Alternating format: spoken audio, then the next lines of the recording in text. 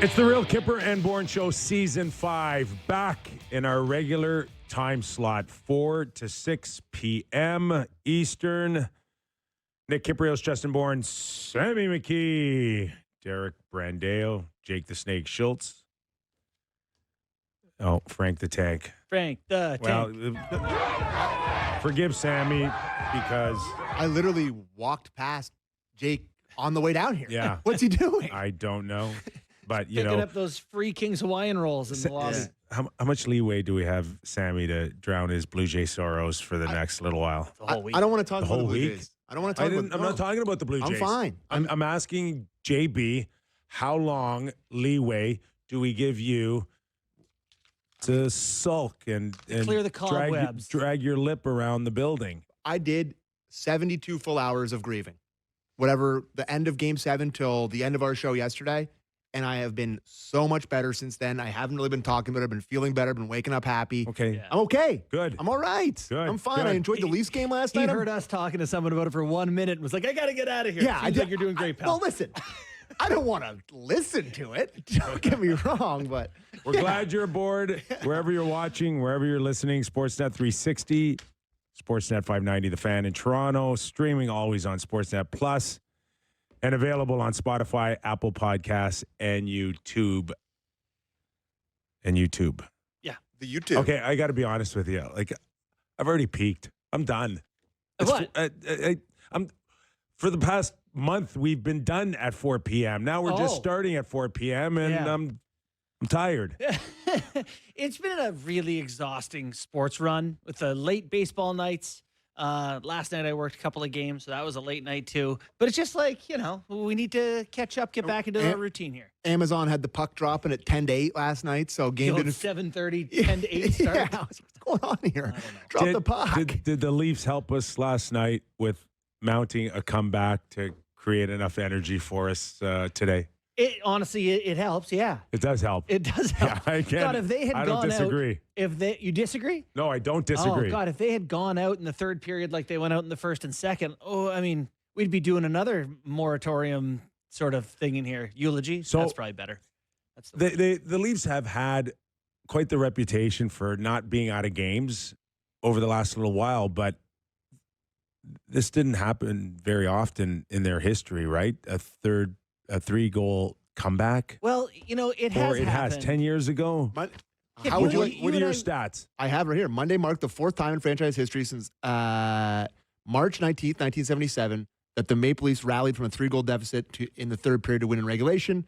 The other two instances were December 8th, 1946, and December 2nd, 1943. So in regulation. So I was going to say, to win in regulation is key there. Yes. Because you and I worked a game. Overtime. Tons of overtime. Tons games. of tie it up late. That's why it felt the way it did Remember for they me. were down 5 Cobb Columbus. to Columbus? Yeah. Yes. And then But didn't they blow it in needed- OT? They lost in OT, yeah. And then they'd win it in overtime. Yeah. On a Willie breakaway somehow, Right, some they'd way. find And a way. then everybody would go home happy. But this was regulation. Yeah.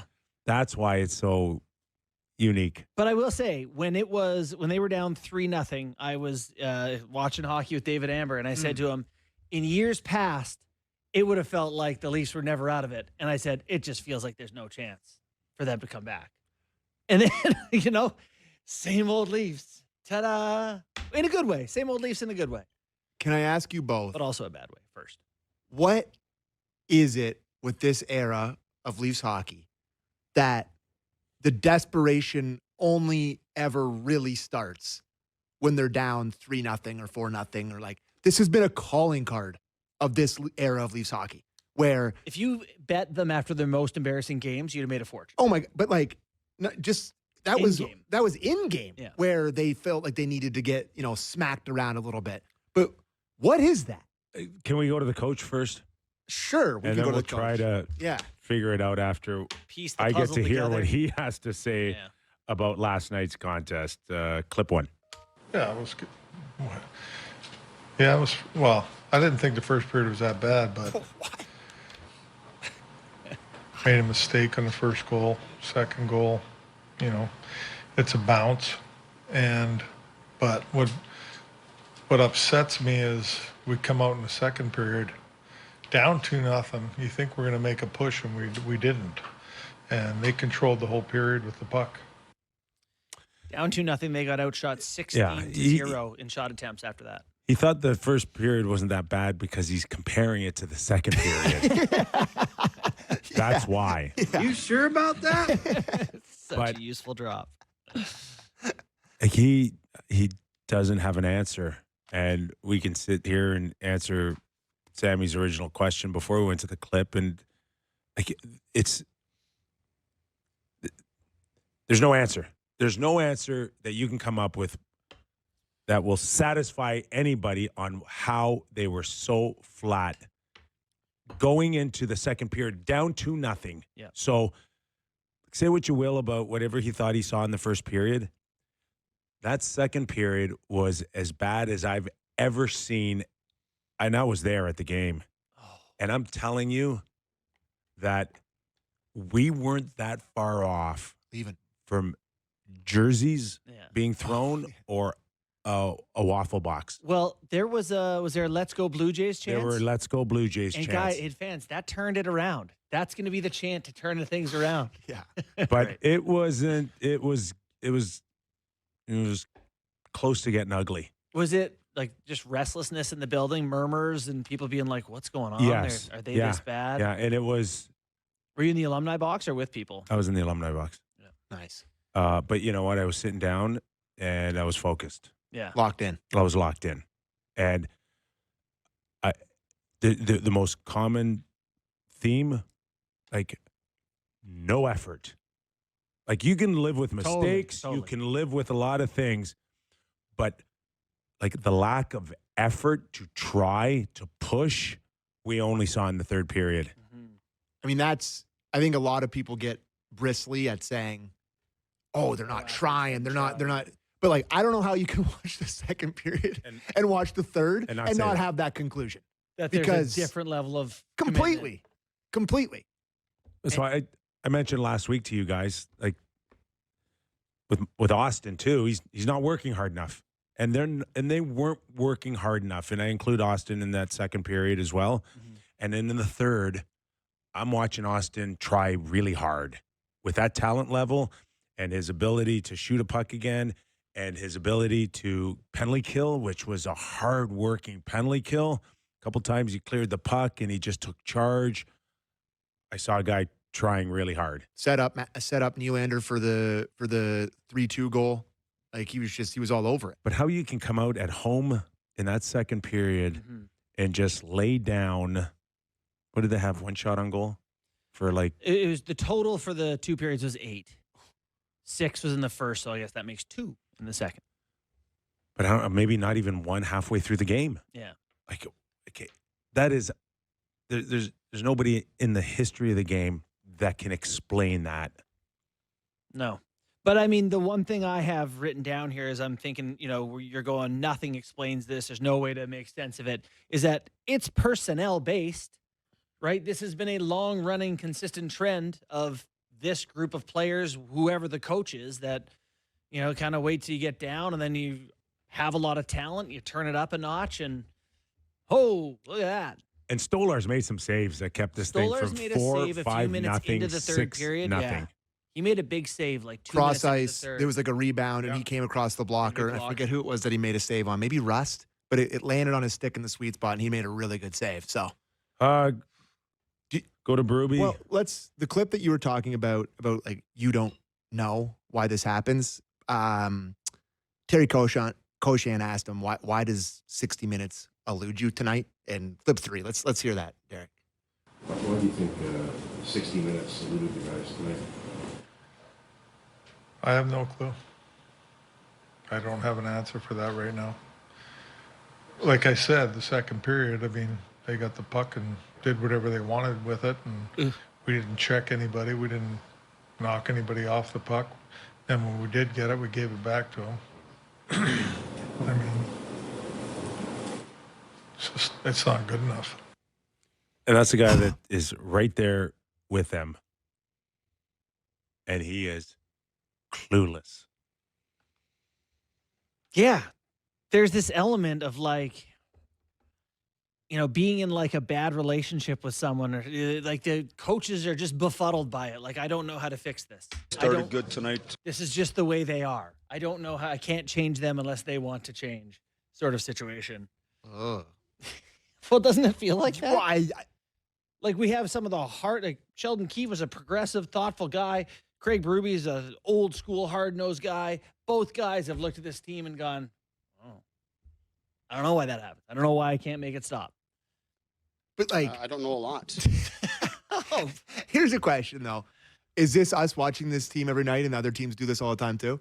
It's a good question. Is it a fair one? Because I don't know. I don't think teams that lose a lot come from the Well, Flames. Don't do what the Leafs just did. Yeah, it's true. It's fair. I think there's something to it for sure. That we're just like hyper focused on this one group. Well, so it yeah, seems we like are it's more hyper often- focused for sure, but there's a sense that we got a lot of teams and we got a lot of mediocrity. Yeah. Yeah, no, that's right. I mean, the parity is unlike anything. Yesterday we said there's no teams below 500 in the East. So there's a lot of mediocrity. And anything can happen. A lot of teams have their issues and they know where they'd love to plug and they just can't. And Mid. yeah, we're the mid HL right now. Totally. well, yeah, the mid-eight. that win took the Leafs from They were tied for ninth? last. to third place in the Atlantic Division. Yeah. So But here is something that's interesting. And I'm going to take a small victory lap because you challenged me on this probably 3 weeks ago. let's go. Can the Leafs score? Can they be there? Where are they going to get their offense? Yeah. And I said, I think they could be a top 10 scoring team this year. And you went, no way. Yeah. They're first in the That's NHL in 5-on-5 goals for. That sounds just like Kyper. You Yeah. They're first in the Yeah. NHL in 5. No, I don't think they're the best team 5-on-5. They're first Offensively. in the NHL in 5-on-5 goals. 5-on-5 goals scored. Really? Yeah. So like I'm not saying they're good at it. I'm saying they're not going to be bad at it. Yeah. You sure about that? I respect the start. What I don't necessarily feel like is a proper judgment is the teams that they've played so far. Well said.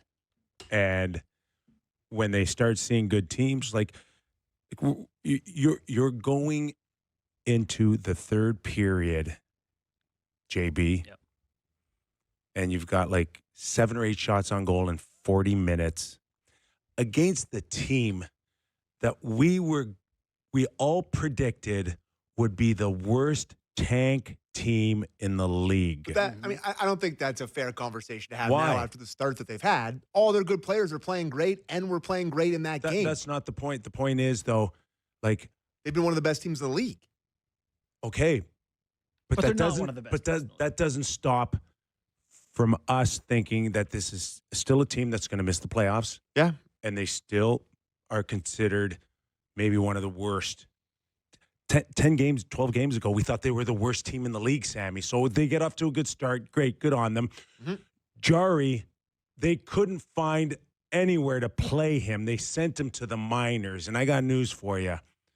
George Vezina up until the third period and Jari in the third. That guy looked exactly like the guy that got sent to the minors last year in the third period.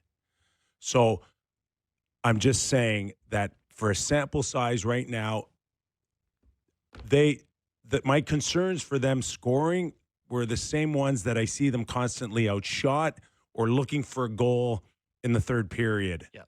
And great, the floodgates opened up. Great. And there probably won't be a team that struggles putting the puck in the net, but I'm still not convinced with that lineup outside of Matthews and Nylander carrying the whole freight last night, pretty much. Yeah.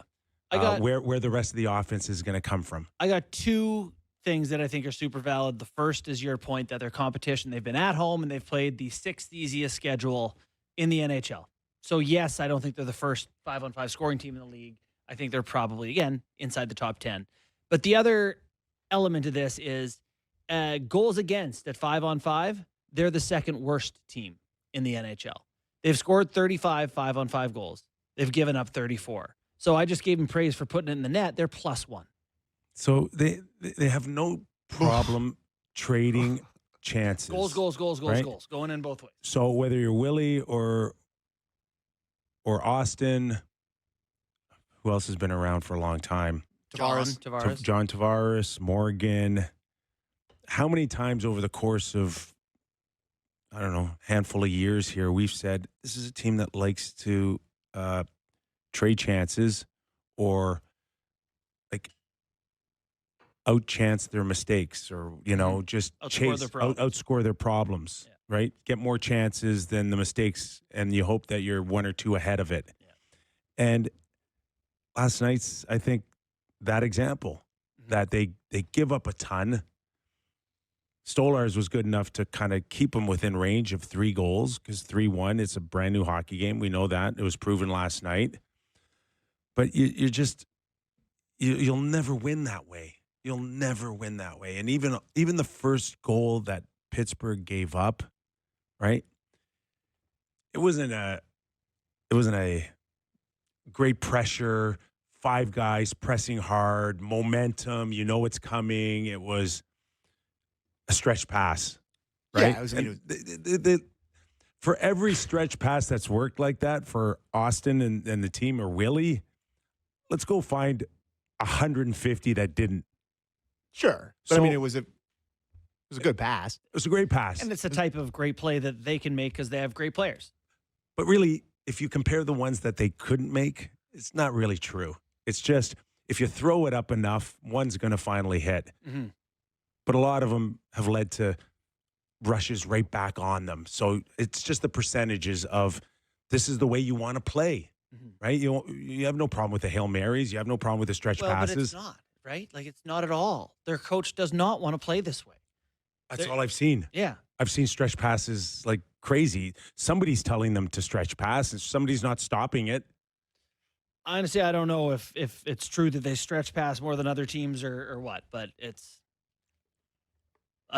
I don't think when you hear the coach in his post-game interviews, he ever says one thing we need to do is more stretch passes. Like, it seems like a lot of direct chip, dump, get on it, forecheck, but something's causing these turnovers. Something's causing this inability to get in cleanly and then sustain a forecheck. Yep. For me, it's the neutral zone, not commanding it, not coming up together, not making 2 or 3 clean passes, the chip and chase, or But let's do Berube. Just before we move on from the because you were talking about the competition and you guys are having a conversation, I didn't want to butt in with it, but like, isn't everybody's, if you're doing a strength of schedule, isn't like this between the 6th and the 25th probably like the most even it's ever going to be right now? Yeah, because everyone has the same record. That's fair. Yeah. Like, I don't know. Like, I mean, the Habs are 18 points, and I look at their schedule, and it's like, yeah, they've played nothing but tomato cans to start the year. Second easiest it's schedule. Just, like, so far. I just think they're the second easiest. I just don't think they made hay then, eh? Yeah, I just don't think there's a ton of great teams, and like, I don't know, the strength of schedule thing. I think you just got to win and try to win the games that are in front of you, and the Leafs have done a okay job recently of that, but I don't know. It is crazy. They've won 4 of their last 5 games. Yeah. And it's, we're all over them. No question, Saturday night, we talked about it going into the weekend that they got to win, right, just to kind of calm things down, and now they've stretched it out to 2. It doesn't matter how it kind of looks 4 months from now. It'll be a distant memory, but the 2 points will have been there. I do think that's true, that it's like, getting some of these points while you're ironing out the wrinkles is great. It buys you that time and alleviates the pressure and lets you do some different things. And well, I mean, they win because they're good players who make the most and are their best players play great. Yeah. And teams do that often. Yeah, but we wanted this team to feel like, I mean, one of your favorite things, one of the best things that we ever had come up with on this show is Team A and Team B. And you want this team to feel so much less like that because they have all this depth in the bottom 6. And it just feels like it's a smaller Team A. Mm-hmm. Right? Like, if it's not Matthews, it's not Nylander, Tavares, I guess Nyes, those 4, it feels like it's going to be tough to get. Maybe Robertson moving into Team A. Did you see the post game with Matthews giving out the belt? He was inspirational and saying 4 lines. That's our team. He's yeah, I saw it. Did you see it? Wasn't that inspirational? I did.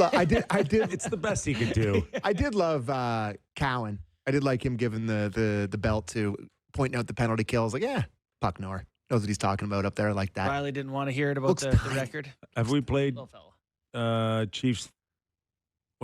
How he wants his team to feel after the game? Okay, we haven't played it yet. Let's play it. Clip 4.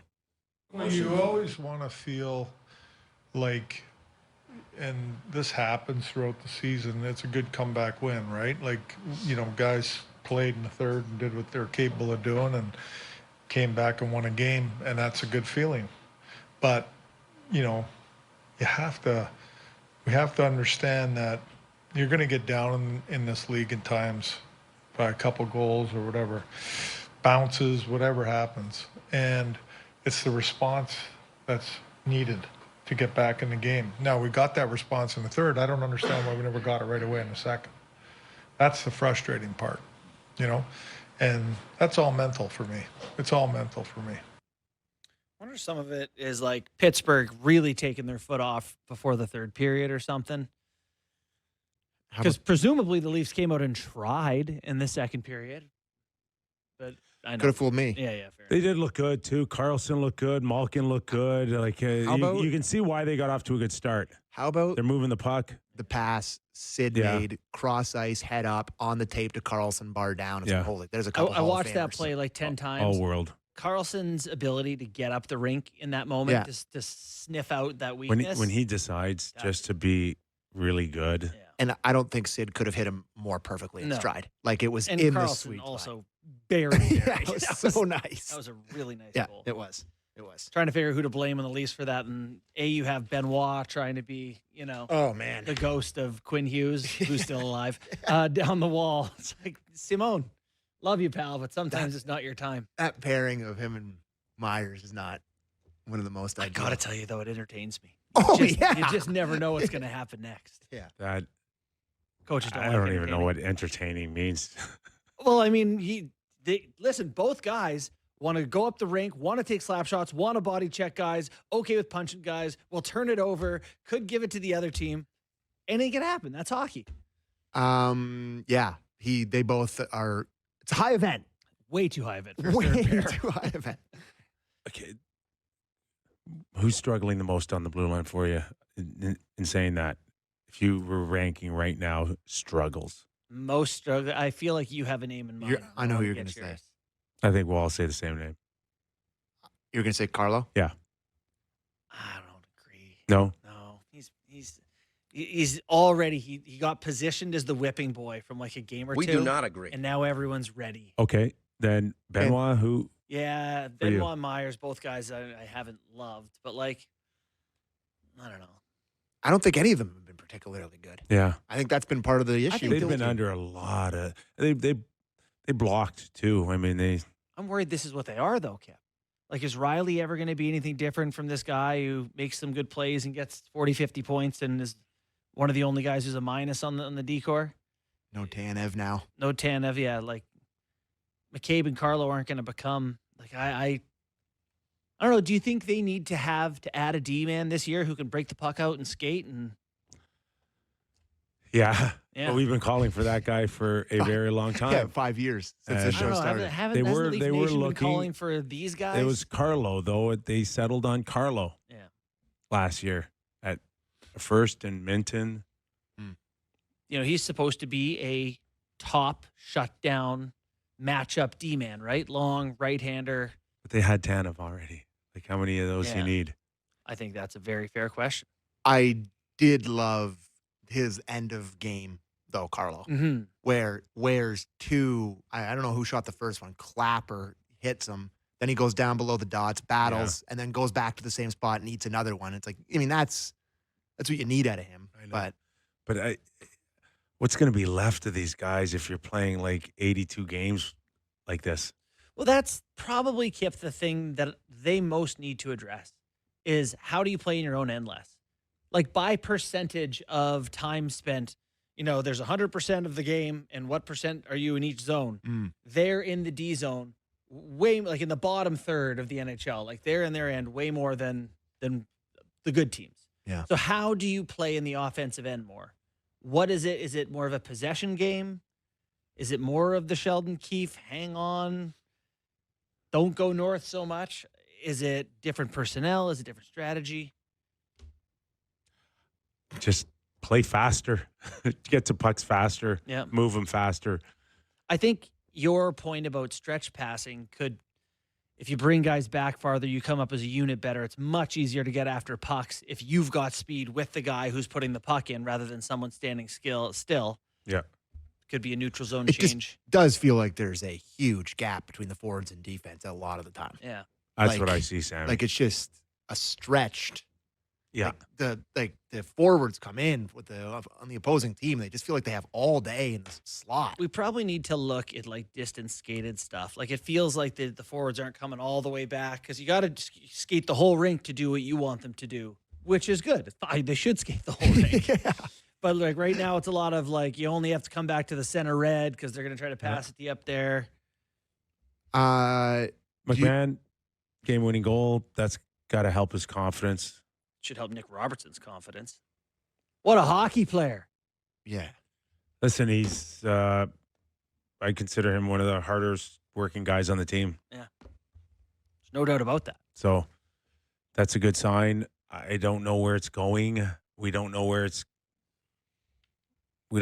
what the game plan had been for the last year and a half. Play, don't play, play top line, play fourth line, play healthy scratch. Like this guy has just been it's been a merry-go-round for him. Is this now the time where he is now locked in? I mean, this is the opportunity that he hasn't got that Craig Stimson mentioned that it just, let's see. You know, I know there's the cruel expression about give a guy a rope and see if he, whatever, does something bad to himself with it. Because it's like if you're not able to have success, then you know. But at least the regular season is for trying to find out what you have in guys. And he's taken advantage of this opportunity. It's not just that he can shoot it in the net here. He beat that guy off the wall like he was a house player. I know. Like, that was impressive hockey. Did you guys couple practice things before we hit the break? Sure. Robertson's with Tavares and McMahon at practice. Nyes, Matthews, Nylander, Michelli back in. Got to do that for you, Tom. Michelli back in. Lorentz, Lott, and Domi as the fourth line. Cowan, Blay, and Yarncroc on the outside looking in. Obviously, Murmis playing with Riley, but Carlo wasn't there today. He was having a maintenance day, same as Stolarz. But still a lot of shuffling going on. And also Oliver Ekman-Larsson, top power play unit. Like that, I think the most interesting thing to keep an eye on here is with everyone healthy, 3 hockey players have to not play every game. Like players. Cowan and Yarncroc are good players, and Blay's the other one? Yeah. Yeah, and I mean, he's serviceable, but so assume Blay is going to be the guy who's out almost every time, barring injury. Then you're going to see Domi and McMahon, and you're going to see some of these guys who don't have good stretches not play. We have a clip about that. Clip 6, please, in the competition with the forwards, Derek. Competition, but yeah, a lot of guys. But we got, I think, Lorenz and Lawton could be good to go tomorrow. So, like I said, that's great. And again, it's decisions that we have to make night in and night out with the lineup. And it's never easy. Nobody wants to sit out. They all want to play all the time. But reality is that's not going to happen. But in saying that, everybody's still important. They're all still important, and they got to understand that there's going to be games where certain guys maybe don't play, and there's different reasons, but we still need everybody. That's the message for me. I really do hope that Robertson's out of that mix for a little while here. Just give him a chance to find it. Yeah, I mean, he's been awesome. I just don't know if Like, is this different than it's been other hot flashes he's had over the past little bit? Is Oh, this for different? sure. For sure. Because that's a meaningful game that's close and he's on a good line. And they, I think typically he's been kind of garbage time. I think he goal can scorer. hold his own. I just don't know when push comes to shove and Berube looks at him and says, "Yeah, I could win with you. I could beat a Florida team in the playoffs with you. I can. Yeah, Lawrence, big kid, heavy kid.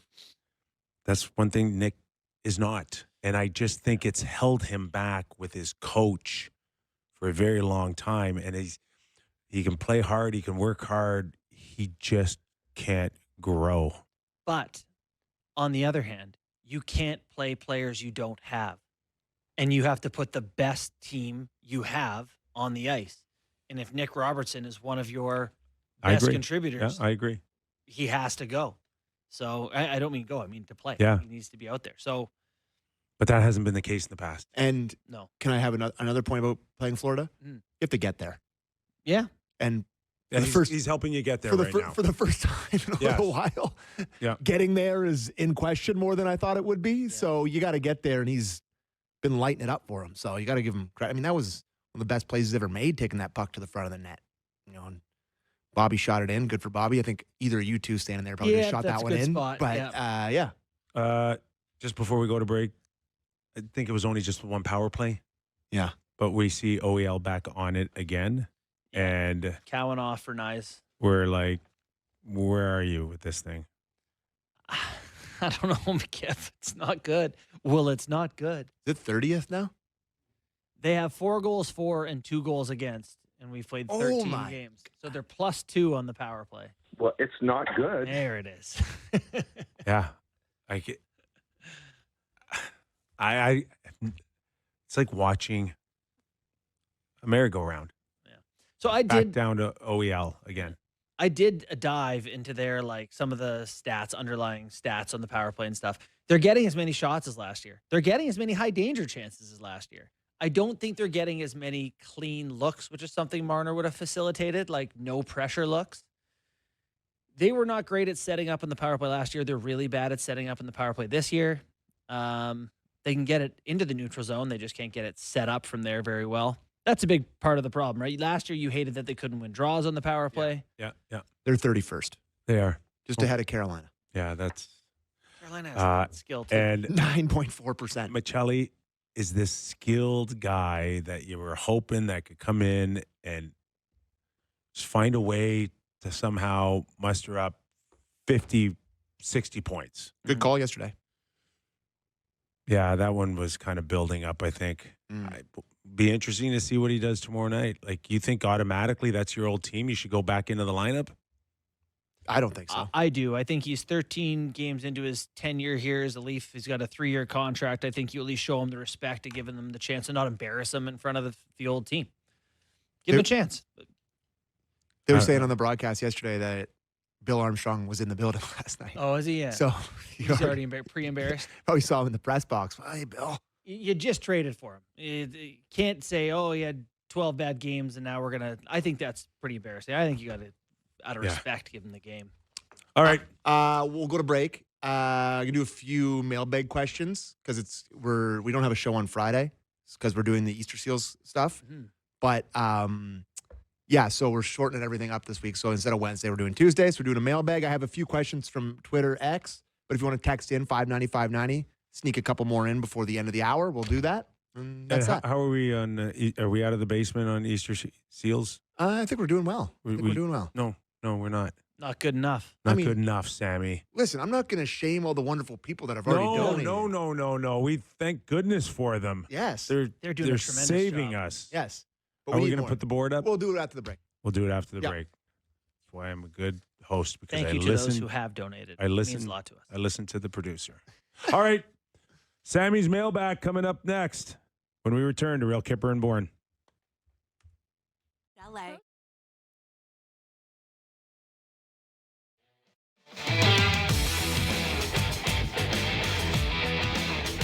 Welcome back to the show. It's the Leaf Hour edition of the Real Kyper and Bourne Show. Nick Kypreos, Justin Bourne, Sammy McKee.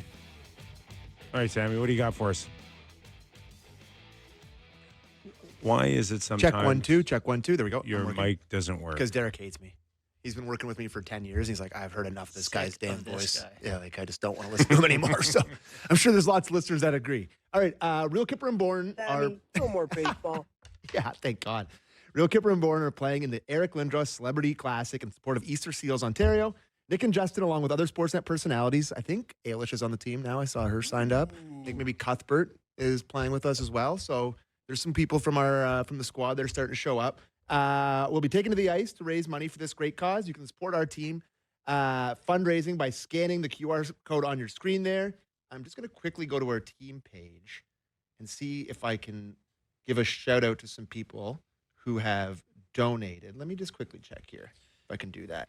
Yeah, I can do that. So Simmer gave us a bunch of money. Gordon Gibson, Janice Bourne, I think I know that name. What's Andy up? McKee and Marianne Alton. Thanks, Mom and Dad. Anita Black, Jean LeBlanc, Kevin Tracy, Michael Burke, Pete, oh boy, Ulastorn, Andy Anthony, Brenda Gardner. Lots of names out there of people that have Robert donated to us. Stonelake. That's Gibby. Oh, Gibby's or in Gibson. there. What a Oh, guy. Gibby. What a our, guy. Our buddy Gibby. What a guy. So there's just been tons of people. Thank you, pal. And we've already, I mean, listen, boys, we've raised $3,600 here from just our listeners and my parents donated, you know, your mom, Janice Bourne. Yeah. It's really nice. Awesome. So I Annabelle. appreciate it through and through. And yeah, so just scan that code and keep donating. And Kipper's embarrassed about us being in the bottom, so he doesn't want to be there anymore. So get us up the leaderboard, okay? Sounds good, Sammy. Good job, buddy. Yeah. So there you go. Anyways, want to do some questions? Yes, I do. Okay. This is a good question. This is from Ethan on X. In your guys' opinion, what do you think is more likely to happen? Nylander finishes the season with more points than Marner, or Robertson sticks with the Leafs for the rest of the year? I think that's a no-brainer. Robertson sticks with the Leafs the rest of the year. Is it? What are you going to get for Nick Robertson that makes you better this year? And Mitch Marner plays with very good players on a very good team, and he's a very good player. I don't know. He's, I'm gonna he is go. ahead of him. Willie is ahead. Yeah. He is. Both those players should be over 100 points, and then flip a coin. Really, I mean, injuries may come into play, but Willie, this should be the year that Willie can get to easy 90, 100 points. Yeah. Yeah, I think if he's healthy, he'll be a 90-point guy. As far 90 with 40 goals. As far as Robertson, if he kind of continues on trending where he is heading right now, I think that there's a potential that he could be involved in a package. Okay. So I know we've had this discussion before on if you want to sell him individually, what could you get back? A draft pick? Can he work his way up from a fourth to a third or a second or, you know, whatever the case is? Or between now and March, the Leafs could sit there even potentially in a playoff spot and go, I don't think we can get through Florida and Tampa right now. So and you pair him up with Akhtiamov and a pick. And Ben say, Danford. Yeah, whatever. And Ben, you know, I don't know where Joseph Wall is at that point, but he. By the way, Oh, What? what do you mean about Joseph? well, we haven't even mentioned this guy, and I've been driving lately being like, I need to bring this up on the air. What's going on? He's He's been back for a Yeah. long time now, at least a week. A week. But he's been away. He missed training camp. He got nothing. I'm not asking him to play in a game. I'm Yeah. looking for an update. I think he's been on his own working out and skating. I think.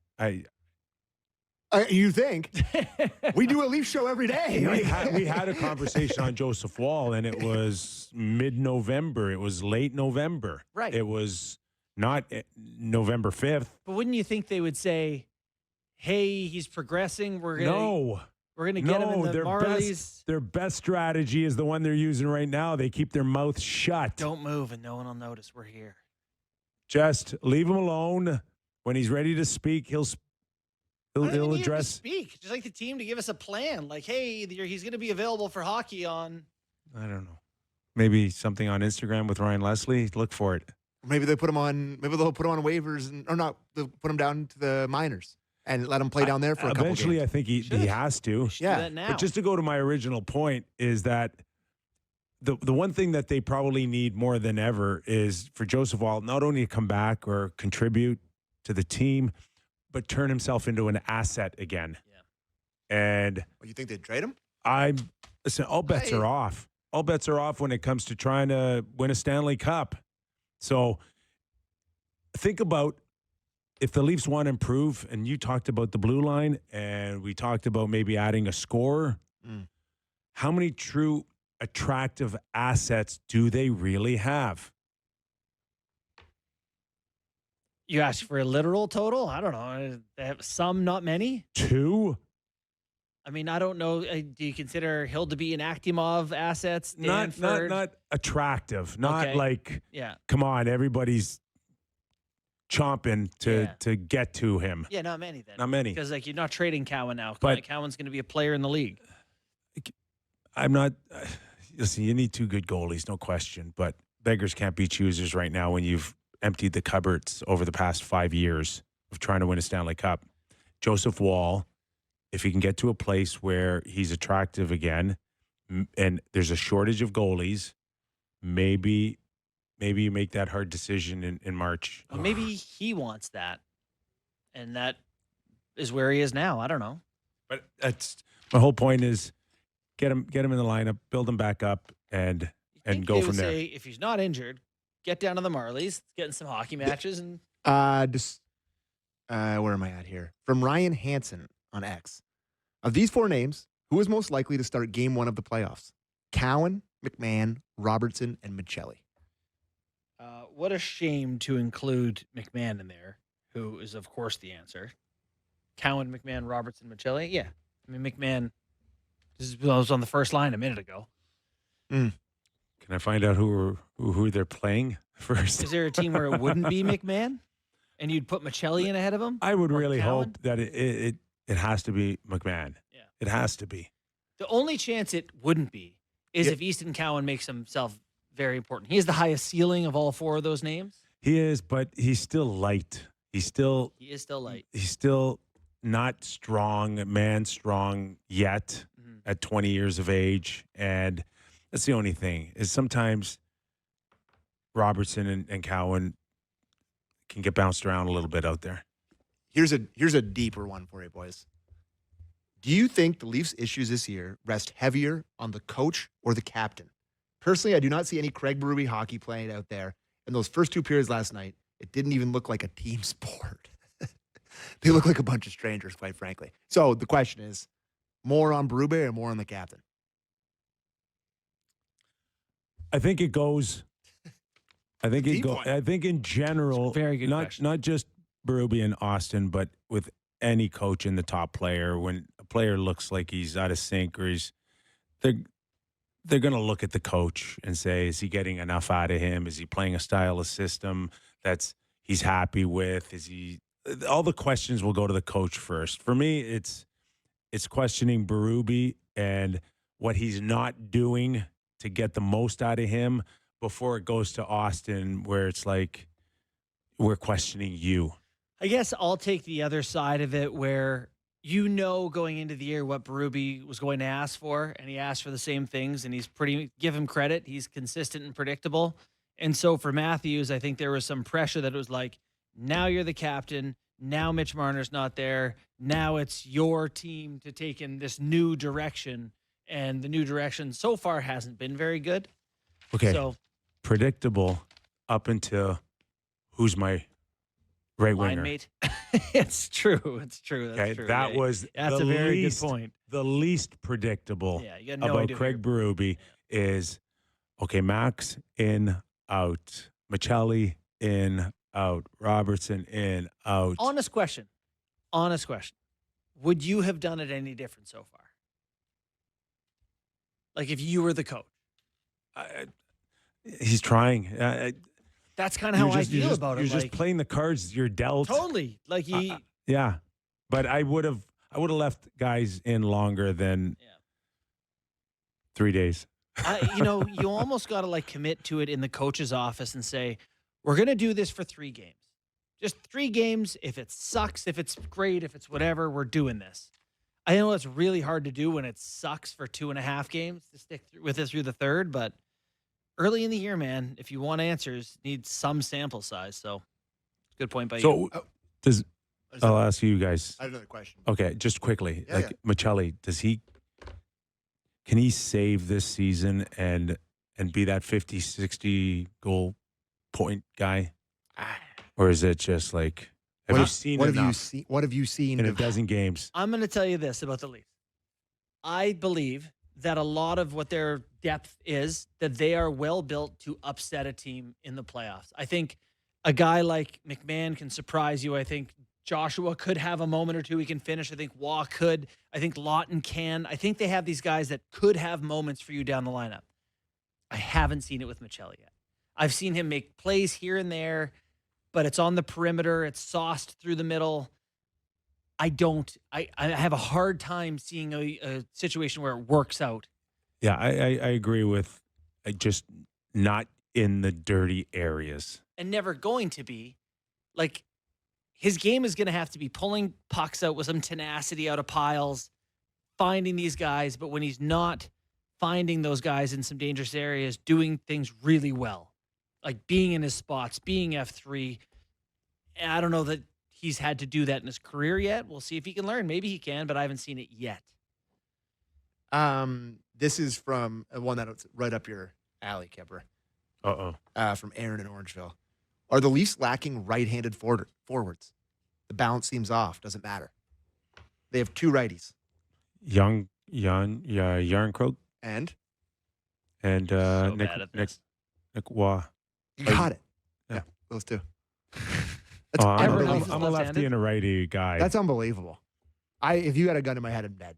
No chance. The other day, Tavares made a play, and I was like, oh, he's right-handed. Or, sorry, left-handed. Like, I watched him for years now, and it never processes. Oh, my bad. And William Nylander's righty. Yeah. Sorry, my bad. That's 3 righties. Um, Does that Yeah. matter? So are those guys all playing right side? Yeah, by and large. So you got one guy playing his off wing? I don't know. One center play that's a righty? I don't know. I'm asking Listen, I'm asking yes. I'm Yeah, asking it would help. I mean, I'm be asking nice the if you hand had of this it guy. if you had the same one last year, Yeah, But- that would be good. yeah. I'm more inclined now to think about right D and left D now Yeah. today. Right D or right shot forwards than ever before Mhm. now. Maybe it's because you pay attention a little bit more to the analytics, maybe. I don't know. Yeah. But Handedness definitely became a thing on defense, but I kind of think that as a forward, once you cross center ice, basically, you're a rover. You can play wherever. So if these guys can get it off the wall, you're fine. Most of them can. I don't think it's a huge deal. Maybe it's not ideal, but not one of those things where it's like they'll be way better if they get a right-handed shot. Not like a bat in baseball. Yeah, but if you're a left winger, I think you'd be a lot more happy playing with a right-handed center, right? Because Yeah, the easier to give passes and go, the passes come easier to. Anyways, yeah, that's it, boys. There you go, Sammy's mailbag. Good to Thrilling. be good to Attaboy, have it back. Sammy. Thank you. Yeah, And good to have the Leafs hour first. yeah, it Good does. to be back in this time slot. I got here so early today. you peaked too early. Well, I just got here. I'm like, oh crap! Like I don't need to be here for another hour and a half. It's kind of doing the old show hours. Yeah. Getting here, but that's all right. So tomorrow it's Utah for this group here. And they play tonight, do they not? They do. Yeah, They're play in tonight. Buffalo. Second half to back. One fadeaway question on all these conversations about personnel. We talked about Max Domi. He scored 2 goals the other day for Yeah. against Calgary, but his ice time's down. Finds himself in the What did he fourth play line last right night? now. 11, 12? Yeah, it might have been in the 10s, but it was lower. I am curious to see. I think he's second lowest plus minus, maybe the worst among forwards. I am curious to see. I don't know what becomes of this. If he's going to get more opportunity, if he's going to be a guy who. I mean, 11-20. 11-20, yeah. Yeah, that's another one that 4 points. he's searching right now again. All right. Nice job on the mailbag, Sammy. Thanks, bud. When we return, we go national. Steve Valiquette set to join us for his regularly scheduled Tuesday. We'll go around the National Hockey League, particularly in Canada, check up on which goalies are hot, which ones are not, and some talk on Ovi. Is he in decline? A Finally. very slow start to the season. Maybe we'll ask Valley why. That and more when we return to Real Kyper and Bourne.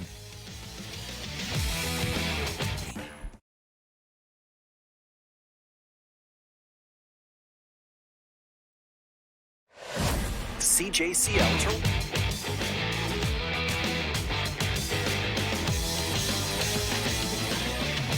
All right, let's kick it up here for our national hour of the Real Kyper and Bourne Show in our regularly scheduled time slot.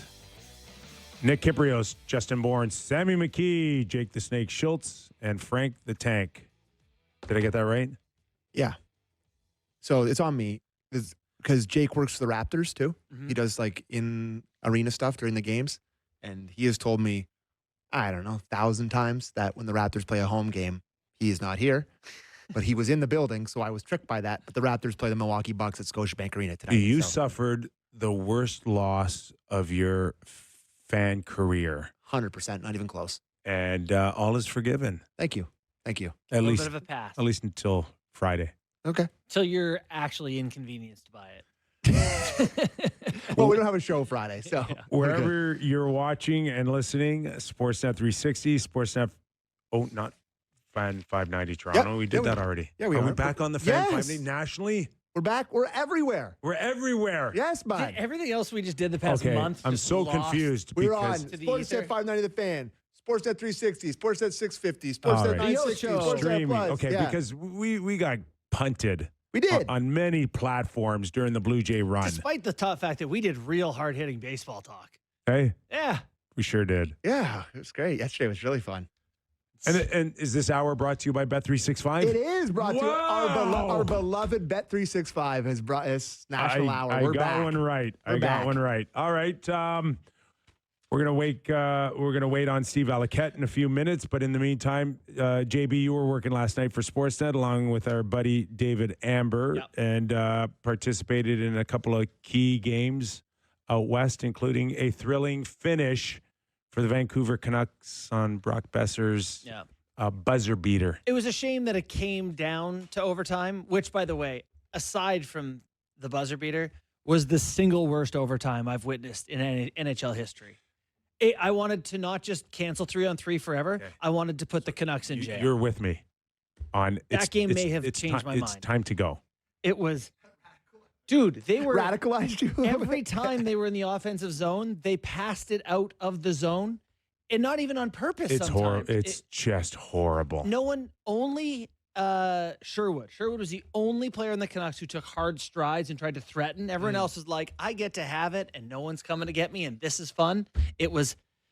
I should be saying that they were very good. The Canucks had a great game, and it Okay. shouldn't have come to overtime. We'll talk about more specifics, but like just to stay on this for a split second. Okay. Oh, this is your hobby. We horse. You can't hate this so much. name me a name me another sport that we would Baseball. change. Where with They the put a second guy. They put a guy on second base in extra innings in the regular season. they do, but they don't eliminate anybody in the field. They should actually. Okay. Not a bad idea. I actually don't mind that. Instead of But two going on outfielders? second, But- 2 outfielders. That's I love it. fine. This That's is huge. fine. But they don't take away a second baseman and tell them you're done. They don't take 35% of the roster and tell them you're done and sit on the bench and watch. Yeah. No, it is unique. Listen, I loved it for a long time till it got ruined, but there's so much pressure in the NHL when you have the puck. Someone's on you right away. You got to find somewhere to move it. You never get to have the puck. And in OT, these guys are thrilled to get to have it. I swear to God, if I were an NHL coach, it would be my one thing is that shifts are shorter. Skate hard, threaten in, get off the ice. Hughes is a minute and a half into his shift and like resting on the ice, trying to like catch his wind. Well, there's no other guy I'd want, I think, in I 3-on-3 understand other than it's Hughes. I get it. That's It's the my right number one pick. decision in Yeah. terms of trying to win, but it's Yeah. maddening. In the And, 3-on-3 league, if they're starting it, Yeah. he may go 1 overall. Yeah, no kidding. It And, was awesome last night. Petey made a great play on the winner as well. He did. Yeah, they won it out of the corner, got it to Boeser. Not great job by Brady Shea. All right, let's welcome him in. Fresh off an incredible baseball run on the Real Kyper and Bourne Show. Steve Valiquette, analyst with the Rangers, CEO, Clearsight Analytics. No baseball. No baseball hats. No No, baseball. baseball hats. Yes. No baseball hats. Clean cut valley. Look at that background. Oh yeah, right. Madison Square Garden's right here. Actually, Ooh, look at Yeah. that Wow, shot. that's an Oh, maybe amazing that's size, maybe green that's size. screen. Anyways, so hey boys, I'm all in on the Jays. I'm done with the Yankees. Oh, no, come on. You're I'm in? dead serious. The- The only games I'm going to next year are Jays games. Okay, I did, love no this. one I told love you this they valley. I lost. love it. No one told you they lost. you know what else, Kipper? I don't care. I love how they played. You know what they are to me? They are the Florida Panthers. They're going to come back. I love They this. lost. They lost. They're going to win. They're going to find a way. They are the Florida If Panthers. they were the Florida Panthers, they would have found someone to throw a punch when the bench is cleared. Hoffman wanted to. They had to put him in ties to restrain him. No, I'm all in. I want to let you guys know that they won me over. And I got to tell you, I didn't realize how boring the Yankees were until I watched the Jays. The Yankees swing at everything, and they don't play for each other. They get home runs or they get out. And when I watched the Jays play, I was at Game 6, guys. That was heartbreaking. I heard your show, Sammy. Sorry about Game 7. Can we just talk about We'll move goalies? on. Okay, thanks. Jesus. All right, let's move on. Okay. I just want to let you guys know I'm with you. All right, Valley. Love it, Valley. Love it. We're seeing races incredibly close, right? First place to last place. And maybe when we really break it down, it's probably because the lineups are all kind of similarly built with couple star players and then, the mushy middle of your lineup. And right, it's hard to separate true stars from the rest of your lineup. Everybody's almost got the same. So what is the difference now moving forward here? It's got to be in net, right? It's got to come down to a goalie that can hang in there, maybe get you 55, 60 starts and hold his own, or not. Well, I think there's a fine line right now, Kipper. It's like, look, you look at the teams that have regulation wins, and nobody's winning in regulation. So there's points out every night. What I've seen is there's not really a sync up between the goalie playing well at the same time the team is scoring at 5-on-5. And that's a problem for a lot of teams. There's such a fine line in winning, but you need your goaltending to be playing well when you're playing well at 5-on-5. And that, to me, right now, for most teams, isn't working out. The Rangers, guys, Shesterkin was lights out his first 6 starts. His last 4 starts have been very mediocre. And he wasn't able to win for the team on his own. And they bailed him out in Seattle the other night. And he had a bad loss 2 nights earlier against the Calgary Flames, and then before that against San Jose. So it's a funny league right now that way. I think that the team that gets goaltending at the time that 5-on-5 is clicking is going to be the team that kind of separates themselves from the pack. So, Valley, we're watching the Toronto Maple Leafs last night. Anthoyn Stolarz helps the team to a win. And looking at his numbers, he's just below league average save percentage. Is there ever a time where you look at a goalie's numbers and say, I don't care what those say. He's been good. I know you guys go so deep on numbers that maybe that voids some of that. But as a fan, I think there's some times you're like, I don't care. Like, he's been good. Anything below 90, you're out of business. That's the way it is. Okay. It's always been that way. And I think that any goalie going to the rink and when they see the stat sheet and they see themselves below 90, they're like pissed off. You want to go out there and steal a game for your team. It's always been about giving your team a chance to win. Ever since we were kids, I'd hear it from my parents. I'd hear it from my coaches. As I got older, I heard it from my agent. Just give your team a chance to win. And Stolarz had a couple of saves last night that helped give the team a chance to win, but he's not playing his A game right now. His A game, Bourne, he explodes on the pass. When a pass is made, he explodes. Right now, he's getting there on his own time. I watched the game last night. It's not his game right now. To me, he's playing too casual, too light, too easy. And when he plays a stiff game where he explodes on the pass, sets his feet, and then he's attacking the puck, that to me is him playing big. Carlson's goal that goes over his glove, it's to me, he's not playing big there. Playing big there would be going north with his fingers up towards that puck, and he actually turns his hand over and takes a long path to it with a swinging motion of his glove. And he's just not playing big. He's playing small. For a big guy, that's one of the keys, I think, is just exploding on the pass. You can get there and be on time, but if you're early, you get to have a bigger body illusion. So the player looks up and doesn't see any holes. He sees a big goalie staring at him on his feet. He's not doing that right now. I hope he gets it back because, again, he's one of my favorite guys to watch. Yeah. Valley, what do you attribute to that? Is it simply a workload he's never seen before in the NHL? Well, I heard you guys talking the other day about how when he came off the ice, I think he had ice bags on both knees. You know, we talked about this before the season began. This is a 40 game guy, max. He shouldn't be, he's playing every other night now. But, you know, Caden Primo, I watched his start. He's not ready for the NHL, you know, so hopefully Joseph Wall's ready soon. At the end of it, guys, you need your goalies to have a positive differential between what they're facing quality-wise and what they're saving you. And right now with Caden Primo, he's a -6 by himself. He's allowed 6 more goals than he should have based on the difficulty of the shots that he faced. But at the same time, Stolarz, look, I can pull this up quickly. I went through the league today, all Canadian teams. Stolarz has the 7th hardest environment right now. So it hasn't been that easy for him either, but he's not playing his best in a difficult environment. Okay, so you want to go around a few places in our beloved country here and talk to us about what Demko's been looking at the last little while? Demko to me is a little bit off, but I wonder if it's a little bit health. Now, he played under a very demanding goalie coach in Ian Clark for a long time. And demanding, I mean post to post, reverse to reverse, that move where they go down on one knee and it's really hard on the hip, ankle, and knee. He seems to be going in lighter to his posts, and he also seems to be going down lighter. And going down lighter is a problem. He's given 7 goals up under his pads.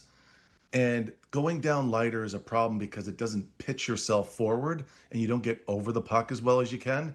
That's one of his strengths. One of his strengths is closing on the puck. And it almost looks like, if you look at my necktie here, you know, playing in neutral is when goalies just make saves from right here. But driving into a save is when you really drive down into the puck. And it looks like you're driving your spine into the puck. And that's good for 2 reasons. It covers the net better without separating your arms from your body, but it also sets you up for rebounds. If the rebound comes off of you or it skitters away from you, you're able to have your weight distributed on the right knee, and then you can get yourself across on your edge. His technical game is top 5 in the league. I watched a lot of he versus Soros the other night, and you could just watch a game like that, and you could say, you know what, if you're a goalie, watch these 2 guys play because they play the right way. The only issue that I think Demko has is just playing a little bit light because he's still coming back from injury. That makes some sense. So, you know, I don't have, well, I shouldn't say this. Soon I'm going to be getting a look at some of your numbers, some of your fancy stuff. Yeah, have you gotten started yet, Bourne? You know what? I haven't, Valley. I haven't. I'm excited You're watching the Blue Jays. I know. I'm excited to dig in on this stuff. Right now, you know, using some of the other more surface level stuff, Canada has had really bad goaltending. Ullmark, Montembeault, Primo, Wolf, Merilainen, Pickard. These guys are all sort of bottom 10 in, you know, goals again or goals saved above expected. I want to talk about some guys who have been good in Canada. Jakub Dobeš in Montreal has been very good for them, and Thatcher Demko obviously up there too. But Dobeš particular, is he the real deal? Could he take Montembeault's full, you know, starting job there? It's a great question. When I watch him play, Bourne, first thing that I would help him out with is get a different pad color combination. Really? His pads look narrow to me. Yeah. Do you guys feel they're vertical? Like vertical lines on pads make you look skinny, right? Interesting. And you know, when you shoot on some goalies over the years, it could be your own teammate. Back to Ian Clark. When Ian Clark was the head goalie guy in Vancouver, he insisted his goalies had like 80% white on their pads, so they look wider. And I think it's a big thing because I'll tell you a quick story. I'm 18 years old. I meet Francois Allaire, who is Patrick Roy's goalie coach, stay at his house for 3 days. I learned more in those 3 days than I learned in my previous, 6 or 7 years as a goalie at that point. Now, the first thing that he did, Bourne, was we took my jersey off in the locker room, and with my upper body equipment on and my pants, my goalie pants, he was like, put some pads here, add some pads here. I took my pants, okay? I took the girdle off my pants and I added player elbow pads to my hips. I sewed them on myself. Yeah, so when I played for the Sudbury Wolves, for the Erie Otters, I had gear coming out of everywhere. The guys on the team would call me hippo cheater. hips. You big time. You Big cheater. time. If you're not cheating, you're not trying. Oh, that's how I got my NHL deal. You know, like I had a really good year. Yep. But I could feel the puck going through my arm and my body through the 7-hole, and I would just shift my hip out and just like bounce it off that elbow pad. But that's, to me, it's a big thing. And I think that goaltenders and players can ruin a career with bad equipment choices. Like Caden Primo right now is using a stick that's way too long for him. It's never in the middle of his butterfly when he's in, a butterfly. You notice how he goes down, paddle down a lot? He goes down, paddle down a lot because he's trying to get the heel of his stick out of the way, right? So when you look at Dobush, I think that there's a big ceiling there for him to reach still because he's that good, but he's still doing some things. Like he's 6-0 right now. He's a .930. That won't carry on, forever. But when I look at him through traffic, he does open up a little bit too much. Or, you can judge a goalie whether they have patience or not. If the shot is coming from the point, but it probably gets stopped at, I don't know, the top of the circles, and you can see the goalie going down and getting up, but the puck never reached the net. And he still has that look, which is just a young look. He's stacking all of his great starts together right now, and his game overall, I'm sure he's very pleased with it. And I think the good news for Montreal fans, I even see more of a ceiling there for him to reach. As far as Calgary is concerned, I don't think there was a ton of expectations on a team going to any type of next level, but I don't think anybody thought they'd see a 3-9-2, and it's mostly owned by Dustin Wolf here. I mean, how difficult is this on a guy that's still fairly new in the league and now has to carry the reputation of having a big contract? You know what? My junior days, I played every game. So it wasn't, it was never a thought to me about, there was one year, guys, I played 61 of 66 games. But by the time I get to the American Hockey League and I'm fighting for minutes because my partners are either Rick DiPietro or Roberto Luongo, I was always up against a first rounder. I was an 8th rounder. So it was always a battle to get the time. I wasn't a starting goalie full time until I played for the Toronto Roadrunners. And I didn't realize how much pressure was on the starting goalie until in the American Hockey League, not even the NHL, until I had that load for myself. And I really struggled with it. I fought it pretty hard for the first couple months till I settled in. And it's a mental grind, guys, because you know that everybody's depending on you, and every goalie worth his salt wants to win for the greater good of the team, because losing is misery. And the one thing that Wolf doesn't really have right now, and they should use more, is Devin Cooley. Devin Cooley is a fully capable, ready to play more starts backup goalie for him right now in Calgary. They've got to play him. I know that they're pressed up against it because they're not getting their wins, and they probably don't even think they have a shot at playoffs. If they don't win their next couple in a row, probably have to win 3 in a row to get back in the mix. But the problem right now is, and you want to hear this stat, this is crazy. Time and space is very important for team defense, and it's also a characteristic of winning teams.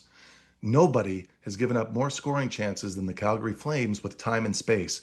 They've allowed 178 scoring chances against this year with time and space. That's an insane number. Vegas, who has been the best team in the NHL at eliminating time and space, has only allowed 70. How can you have a difference of 108 time and space chances between the top team and the worst team? It's almost like they're in different leagues. Right. So you've got a small goalie, Kyper, and he's vulnerable up top. He's been beaten. I think he's 2nd or 3rd most right now in the NHL for shots over his glove. But players have time and space, and they're looking at a lot of net. If you're going to have a small goalie, you've got to play tight D. And Calgary they're going to ruin this kid if they don't tighten it up. You're watching and listening to Steve Valiquette, analyst for the New York Rangers, CEO's Clear Sight Analytics. Hey, do you by happen to have like the top 5, bottom 5 of time and space in the league handy? I'd be curious to hear them. Pulled up. But, that's okay. If you don't have it on you, I'd just be curious to see where the consistency is with the standings. Mm-hmm. I don't know. I wish I could. It's hard on the computer right now. On No. But no problem. I do know, surprisingly, Kyper, the Rangers are the 2nd best at allowing fewest. The Rangers are defending really well right now. Their underlying numbers are good. No, it's shocking. Yeah. Now, they're not scoring. They don't really have the finishing power, but their overall game right now is pretty tight. Like, this is going to be a great game tonight against Carolina. It's going to be kind of like a truther game. Let's see how legit these guys really are or not. It's going to be a game that I'm really looking forward to. New York City, best city in the world right there. Look at the sun setting back there. I'm so jealous of where you're at. I also want to ask about a team that is high up in the standing this year and has surprised me. The Anaheim Ducks moved on from John Gibson, sent him off to Detroit. This Dostal that they got, is he legit? Did they make the right call giving him the keys? Yeah, he's all the way legit. This guy's legit. He plays a game. I don't know if you guys saw this game last week. Carl Lindbaum, who plays for Vegas now, he's played 2 games. It's some of the European guys that come over, and I've heard this about the Slovakians and the Czechs. Like, a lot of North American goalie coaches, Bourne, are really nervous right now because those guys are working harder than the goalies over here. And I'm talking about, go on YouTube and find any video you can find it of training in Russia, Slovakia, Czech Republic. You could find these guys training over there, and I'm telling you, they're outworking us. They're absolutely more accountable. They're spending more hours on the ice, and they are outworking us. And look, the U.S. had, I think it was 1 goalie drafted last year. Like there's been a huge change. Guys, I played in the KHL because everybody over there at the time was playing street hockey. Like they were doing skate saves, and this is 2005, 2006. You know, you fast forward 20 years, and they've taken over the game. Are they load managing over there? There's no such thing as load management. They play back to backs. Exactly. Like, what are we talking about? I'm just telling you. I mean, I'm seeing it over there. It's not comparable, and I think it's not going to get any better. I'm older than you, but when did this start? You're a goalie. Tell me exactly when it started that a goalie cannot play Friday and Saturday night anymore. Carey Price. You know who you should bring on the show is bring on Henrik. The guy loses his mind about this conversation. Henrik wanted to play every game. The better he played, the better, or the more he played, rather, the better he played. And like, he doesn't get it. I don't really get it. I mean, I don't even know what to say. I really don't.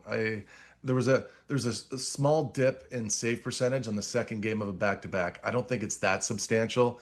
Analytically, teams are choosing to do it. It's the same reason why some teams are choosing to pull their goalies with 8 minutes left in the game.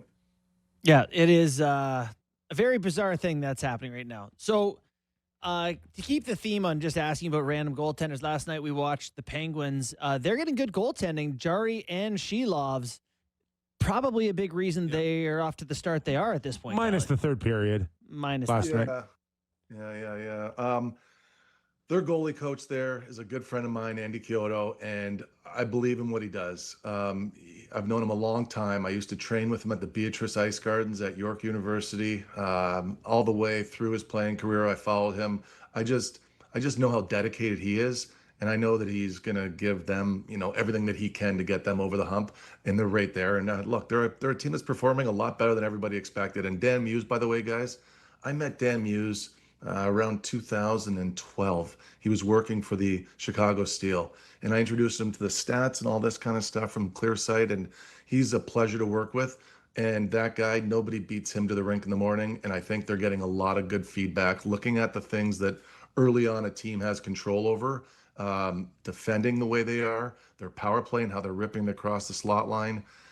They've got a lot going for them over there. I think they're going to be sneaky and hanging around for a long time here. It's going to change a lot of things that's happening with Pittsburgh. Yeah, okay. Their underlying numbers are strong too, guys. Is there a team that has come out of the gate that you don't think have sustaining power? Well, the team that I looked at this week that I thought wasn't going to hang around, Bourne, was actually back to Dostal for a second. It's Anaheim. I didn't think that Anaheim, as well as they've got something good going right now. They've got a good energy. I know they're playing well, and they've got something going for them, but there really isn't anything that I've been able to look at that supports that will sustain. So not that that's a team that's on everybody's radar because they're out west, but Anaheim's record probably is a little bit of a mirage. Detroit? Detroit, I'm not that up on as far as day to day. I haven't looked at them in a couple of weeks. Yeah. I can't really say yes or no, but I can text you later. Save it for next week. Yeah. There's one thing one thing going on with the goalies that I think I want to talk about here, if I got a minute, it's back in Canada, it's Winnipeg, because one thing that's always given me a hard time is Hellebuck's inconsistency in the big games or in postseason. He's the top goalie right now in the NHL. Out of all the Canadian goalies, the top goalie is Connor Hellebuck. He's also the top goalie in the league. Dobish is second, and everybody else is playing well below where they should be playing, in my opinion, right now. But Hellebuck, the book that I showed you guys last week, Tretiak's book, I was lucky enough to meet Tretiak because one of my teammates, his name was Dmitry Nabokov, not the goalie, but he was a first-round pick of the Chicago Blackhawks. I'm playing with him with the Islanders. Comes in the locker room one day, he's like, Valley, do you want to go for dinner tonight with Tretiak? And this was on Long Island. I was like, absolutely I do. So we go out for dinner. Now, I've already read his book. And I said to him during dinner, I said, what have you been able to teach the goalies that you've worked with about playing by the eyes? And what playing by the eyes, there's a chapter in the book about it. He would look at the players' eyes as they're coming down the ice, and he would decide on a 2-on-1 if the player would look at him and then look at the puck, he knew they were shooting on him. If the player that's carrying the puck would look at the potential passer, then look at the puck, he knew that he was passing. And he explained this to me himself. And then furthermore, he was the Chicago Blackhawks goalie coach at the time. He said he wasn't able to teach it to anybody. But what I started doing as I had enough experience, when the puck was away from the net on the boards, especially the half wall on the power play, I'd just take my eye off the puck all the way and just look at the player's face and start to read what options he liked, where he was looking. And the reason why I'm going here is because when I watch Connor Hellebuck, I feel like he's playing by the eyes during the regular season. But the areas that he's having difficulty with that you can't play by the eyes are screens, deflections, broken plays from the point. And those are the areas that he has difficulty with. This year in the NHL season, he has 10 breakaways faced. Where's my Winnipeg sheet? Yeah, he has 10 breakaways faced, no goals against, 19 east to west passes, like those back doors. He's only given up 4. He's not the most mechanical or technical, but he's the best goalie at reading the play. How does he do it? And this is a theory of mine. I've not been told this is happening or anything like that. But when I watch him play, I feel like he's got a high stance, and I feel like his head is always in a position that you could say there's a good chance that he's reading off of the eyes of the players that are coming towards him. So Ovi's stuck at $8.99. Are the goalies just now figuring out to watch his eyes? He's got 2 and 12. He's shooting. Yeah. You know where it really did work though was back in the day with Backstrom on the half wall with him. You could see when he was looking for him, and it was a good little cheat to get a jump on the pass. Ovi last year had 60. Like, here's the one thing I want to say. Like, you still need to have high danger scoring chances to be a goal scorer in the NHL. You're not beating goalies, no matter who you are, but with clear sight, no screen, no broken play, no deflection. Ovi still needs to get a pass across the seam. He still needs one just like Austin does, or breakaways, or 2-on-1s, like grade A chances. He's only had 7, guys, so far this season. Right. 7. You know, last year he had 65. So it just speaks to one thing that we spoke about a few weeks ago with Austin. He wasn't getting his chances. You know, if these guys aren't getting their chances, their grade A's, they just score more than them. They score more of them than most, but they still need to get them. Whether they get them themselves or they get them from their teammates, they still need to get them, and Ovi's just not getting them, Kyper. Absolutely. All right, pal. Guys, don't shut me down yet. Grill the panel. Grill the grill. It's time. Heat the grill. What do we call this thing? Heat the grill?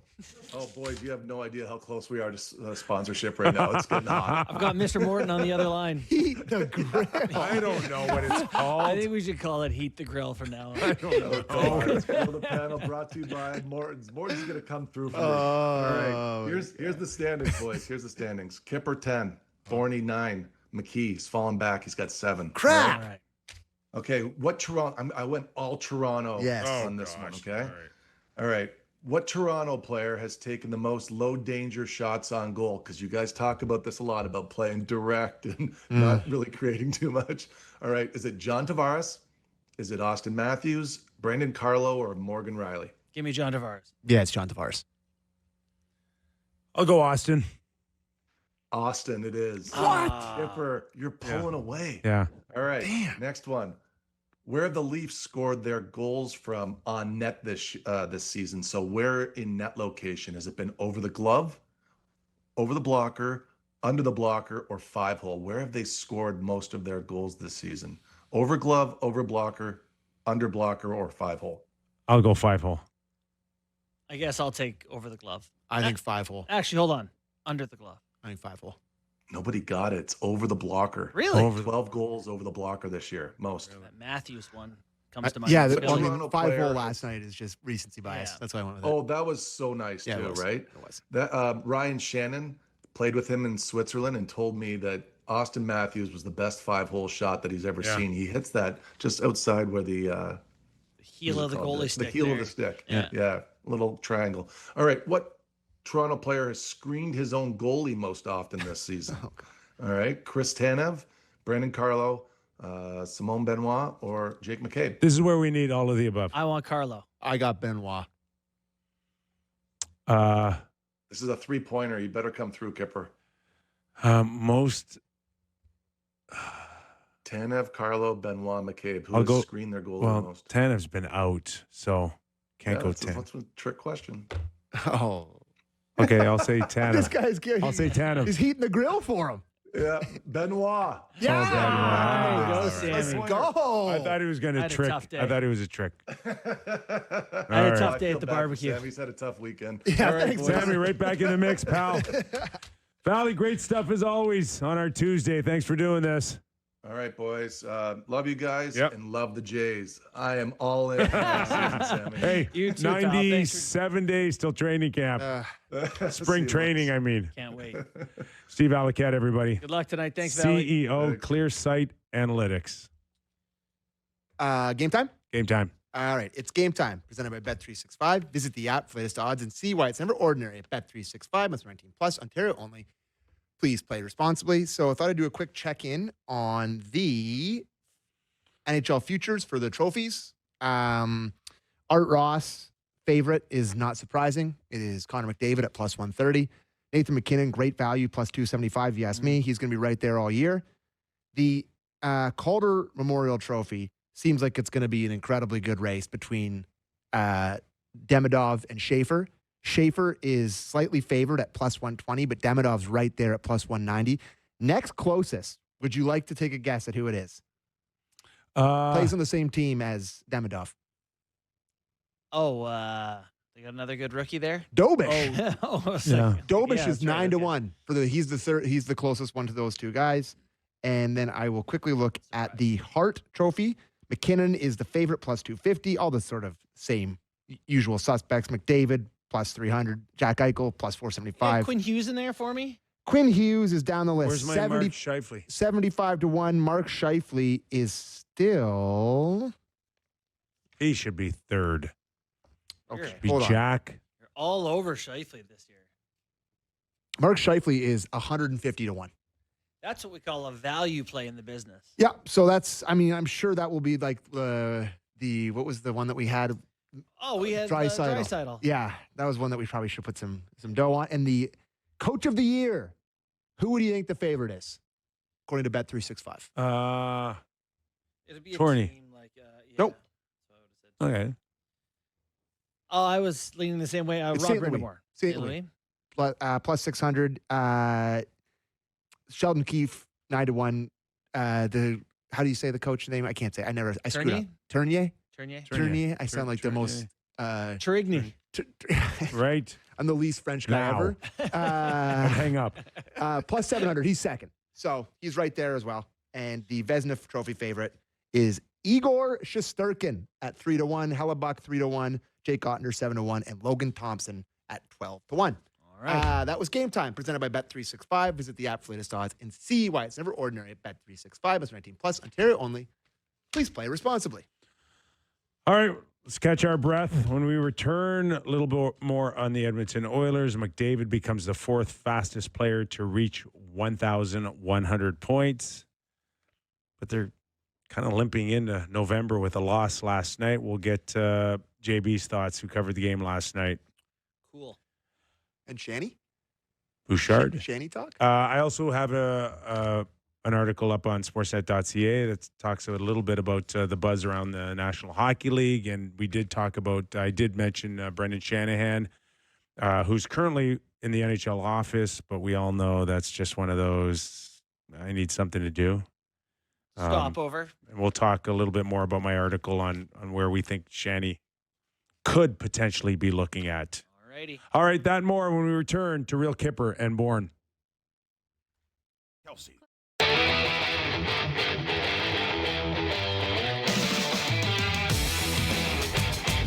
Welcome back to the national edition of the Real Kyper and Bourne Show. Nick Kypreos, Justin Bourne, Sammy McKee. We talked about Connor. Great feat, 1,100 points. Absolutely. Only, what, Gretzky, Lemieux? Mike Bossy by one game, I think. Yeah. Really? Yeah. Gretzky, Mario, Yeah. and Mike Bossy. Last Decent. night's loss bothered a lot of Edmonton Oilers fans last night. And Well, the Blues had lost 7 straight. they lost 7 straight. Lost 7 straight? The game-winning goal is a really touchy subject right now based on Evan Bouchard's inability to get back in position to check Puce Suter. Yeah. And It's actually it wild just how bad it is. just actually went out of his way to get out of the way. Like, not only is he not, hey, get underneath, box him out, let your goalie see it, like you're in this battle. He, like, steps away from him like there's north and south magnets in the two of their pants and gives him space. There's a lot of people that have defended just the way he is. And almost to the point where you just kind of live with it. And he's this scoring machine, and he fits in well with McDavid, and compliments, of course, Leon as well. And just this is who he is. Yeah. But That's a bridge too far. after watching that last night, It's not just that, but not it's all been all bets are year. off. It's been all year. This to me was the worst. I don't do, know. No, I'm with Kip because No, it's been no. turnovers and trying to It's make okay. plays It's and okay. misreads. It's okay This is just not to try to engaging. do something that doesn't work out, no matter how much risk reward there is to a situation. The game's about trying to do something, and if it doesn't go, it doesn't go. But this was different. This wasn't just a giveaway. This was a guy that wasn't willing to get in the way or be in position, and it looked like he didn't care. Unengaged. Unengaged? Unengaged? Is that right? Unengaged. Unengaged? Is that a word? Disengaged? Disengaged is correct. Thank you, sir. That's why you're the smart one. Not true. Am I wrong? No. It's one of those things where it's like it's so hard to ever be like, well, he doesn't care. Because I think he does care. Just in his own way. I think But his care and your care, or his care and Yeah. other players' care, they're different. they are different. There's definitely just a different mental process for some of these guys, particularly the offensively talented ones who think and see the game differently and aren't always thinking about the same things. I don't know. It's tough to say cares, but that was bad. And so I saw him after a game or two ago where he'd made a bad turnover and he was like, I know I need to be harder. He was talking about like recommitting. And so there's certain guys where the expectations after signing a contract, it's had an effect on people. But like, has he ever been? I don't think he's ever been as bad. Like, he's had moments clearly where people are infuriated with him, but I don't think it's ever been this bad for this long of a stretch of games. Like, because it's the been contract a uniquely bad run. is that a factor? Maybe, there's also this element of like, Kip, I'm sure you played with guys who were drill wreckers in practice. Like, they just don't see the flow or understand the development of certain things. Maybe he's a guy who just doesn't. Yeah, there are guys that, but then it's like, who are you? Are you one of the stars? Are you a top 9 guy, or are you a fourth Mess liner? can wreck the drill. You can't wreck the drill. Who can get away with it and who can't? Yeah. And then it becomes And he's been allowed to get away with it. he's been allowed to get away with it. So now it's starting to fall on head coach Knobloch. In terms of like, you need to hold this guy responsible. Thank you. accountability, responsibility, Less ice time. less ice time. Hey, how about a healthy scratch? How about It's a wake-up call. So here's the thing. The Oilers plus minus, like Wallman is right now +5, top D, and then Draisaitl at +4. Bouchard's dead last, -9. So, like, it's a thing. You know, like he's hurting. He's a big reason their start has been slower. Or again, a good hockey player who's just making some insanely boneheaded decisions in a tight pack of games. Tonight against Dallas. It's a tough game. Yeah. Tell you what, be a tough lesson, but I would think about not dressing him. I don't care. I mean, I'd rather lose with guys that would actually try to fight for battle positioning, block a shot, but not that. Yeah. I'll take anybody that won't give me that. How do you think that goes over with the Oilers? But here's a similar question. But it's not going over right now with the lack of maybe. Starts with your head coach. I just meant the team, not the coach making that decision. Yeah, but it's accountability. Yeah, fair enough. So, you know, you talk to coaches and say nowadays often the players have more term than you. They make more money than you. You don't have many tools at your disposal to enforce accountability aside from ice time. That's like the one big thing you have. But I feel like we sit in here all the time and say this guy should get sat out or that guy, whatever. It almost never happens.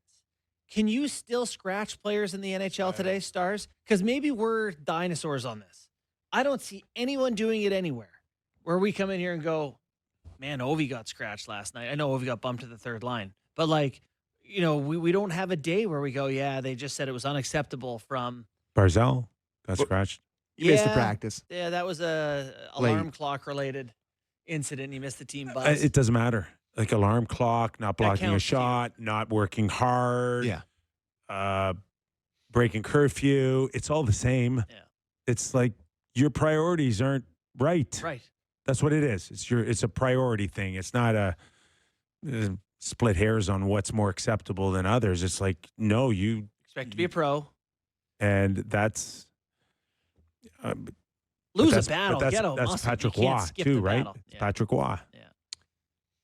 Shanny? Wrote an article today in sportsnet.ca. Give it a shot. Take a quick look here, but it does talk about Brendan Shanahan and some teams that may be in a position to look for some help. And I've got Buffalo, of course, right there in terms of perhaps not that necessarily Kevin Adams is in trouble or Barry Trotz is in trouble. It's just didn't they bring in Yarmo too?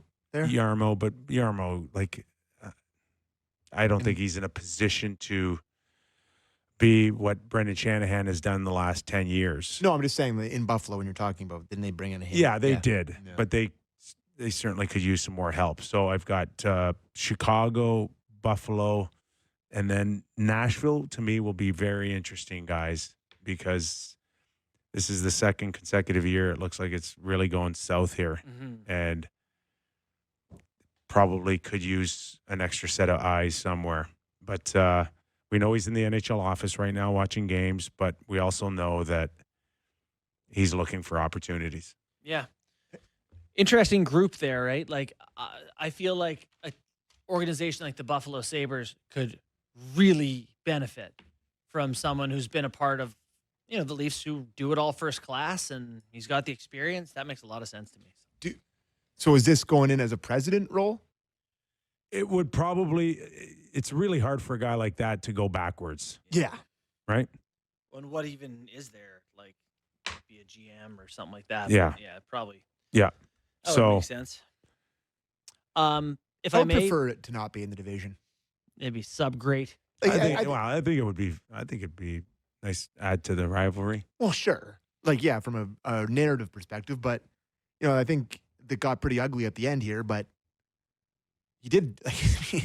The Leafs were a joke when he took over, and I guess they're a joke for a different reason when he left. But, like, There's a decade of making playoffs. They're a decade of being a very good I think team Buffalo under his like watch. a decade to make. Yeah, I think they'd be That's pretty what I mean, content. right? And just did a lot of great things in terms of reconnecting alumni. I thought Yeah. the logo switch and everything was really good, and the organization was really well run. That's what I mean. Like they didn't have some results that we all liked, but like he did do a great job. Yeah. So Yeah. I don't know. Also caught my eye in the article talking about the Pittsburgh Penguins. There is some mystery whether this team will be sold or not, and that factor also leaves GM Kyle Dubas in a bit of limbo, not knowing who potential new boss could be or what their vision is. You still think Pittsburgh is sorting out from the top what they're going to look like? I think anytime there's not a clear message from ownership in terms of what you're able to get away with, what you're not. I'm sure discussions and promises were made beyond what the contract reads on a guy like Crosby.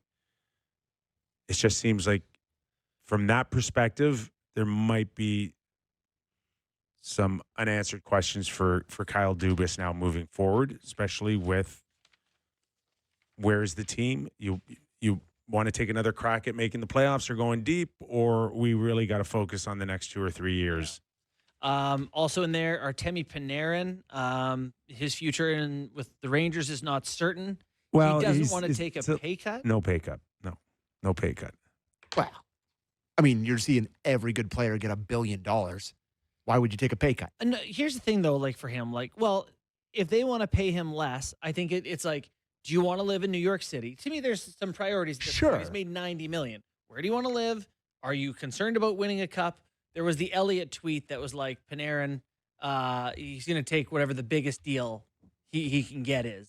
And I said, yeah, with all his cups and so little money, of course, being sarcastic. It's like, does this guy not have any other priority than just, I'll do it for $10 million instead of 11 for a chance to win a cup or for a chance to stay in a city I love? Or it's bizarre to me when guys are just like, only money. Yeah. And The old days, he's such a Florida Panther. He's got the A no bad move. Yeah. Panther team. He's got the no move. So it's really shaping up, I think, to you don't want to sign me, then I'll just stay here and play it out. And they're a team that missed the playoffs last year. They don't want to miss the playoffs. It's their 100th year. You don't want to miss the. So you're not, whether or not you want to move him and what you can get for him, it's like a Pittsburgh situation as well. Mm-hmm. You can move a few certain bodies, but you're only going to weaken your chance to make the playoffs. Yep. I know this will really excite you, Kyper. This is a story just for you. NHL announced that the Stadium Series is going to the home of the Dallas Cowboys. League announced Monday that the Dallas Stars will host the 2027 Stadium Series at the home of the NFL Cowboys in Arlington. That's crazy. The opponent of the game on February 20th, 2027 will be announced at a later date. Let me guess, Blackhawks. I don't know. But I do get And new button. Bruins. I do get 5 home dates in one night. Yeah. Like, I get it. What's they're that? gonna They get had like 95,000 people to this game, 100,000 people. That's awesome. It's- I mean, that'd be really cool. It's still It's a quite a venue. spectacle. It's still a spectacle. Yeah. Who do you think they'll play? So the Dallas Stars, Colorado? Give me Edmonton. Dallas, Edmonton? That probably wouldn't draw well enough. They won another American market, but Edmonton would be sick. Any rivals? The new Houston Aeros franchise? Oh, God. But give me Nate. Yeah. Yeah, that'd be good. Give me Colorado. Yeah, I guess with the Rantanen thing, too. Oh, yeah, for that's a sure. sexy one. Vegas? No? Yeah, I don't know, Vegas looking for is a good draw. Western opponents. And I would like to see Dallas just wear their early 90s Mike Modano black Dallas Oh, they got Stars to wear some jerseys. Dallas Cowboy knockoff. Oh, you're right. You're You're some right. sort of Yeah, you're Jerry right. World You're right. star. Yeah, you're right. You're right. That'll be a 10 games Debacle. on tap tonight. You got great it. games on tap tonight. Here's what I'm watching tonight. On Sportsnet, Oilers and Dallas Stars. Sportsnet 1 has Colorado and Tampa Bay. I'll be flicking back and forth between those two. Colorado, Tampa Bay. That's Woo, great. baby. Panthers, Ducks. Give me Bruins, Islanders. Tampa going for their 6th win. Bruins are well, Schaefer's 6, He so is why fun. not? Our thanks to Steve Valiquette, analyst with the Rangers and ClearSight Analytics. Sammy, good job on the mailbag. Thanks, man. I got that name right. Nailed it. Good job and heat What the did I grill. say? Kip. Heat the grill. Heat the grill. It's the new- Segment it's the with new Heat the name. Grill. Enjoy Brought to you by Weber. whatever game you choose tonight. And we're back here tomorrow to do it all again, 4 to 6 Eastern. We're back. It's the Real Kyper and Bourne Show.